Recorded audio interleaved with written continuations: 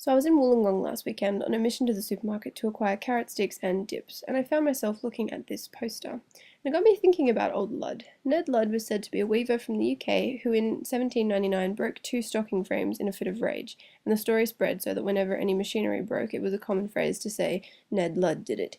The story continues when a social movement of 19th century English textile workers protested the changes produced by the Industrial Revolution. They called themselves Luddites and often protested by destroying mechanized looms, for which many people were executed. In essence, Luddism was the opposition to the changes technology brings to humanity and how technology is often to blame for the things that go wrong in the world. In our house, whenever technology fails, like we burn toast or something, we have the phrase, "Maybe Ludd was right."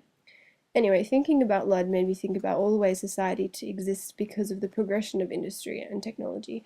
The evidence is everywhere.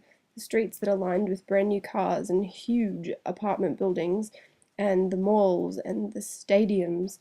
Anyway, I started to think about if we were actually progressing, or is life any better these days, with old-fashioned ice creameries that are dead and gone and franchises taking their place, and beautiful old buildings that are abandoned and new complexes being built.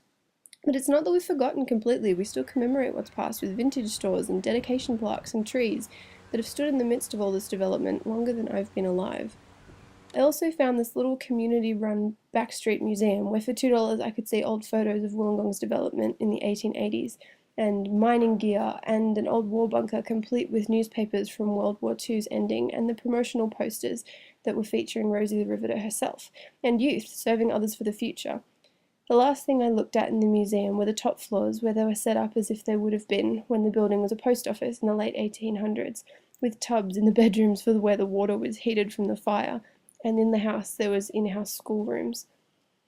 When I got back out onto the street, I was startled by the stark anachronism I'd stumbled out of, like walking out of the past, and I returned to my search for a piece of Wollongong that was unhindered by human progression. Also, I headed for the beach, because of the combination of poetic notions of the sea being timeless and because I think it's pretty. However, I found that man's influence was not lost here either. Signs and boardwalks and observation platforms and huge ships and smokestacks made it hard to imagine that this was the same shore that all those years ago the same waves lapped upon. I came to the conclusion that life isn't better or worse because of industry and technology. Life may have become more connected and faster, but we're still humans and we're opportunists.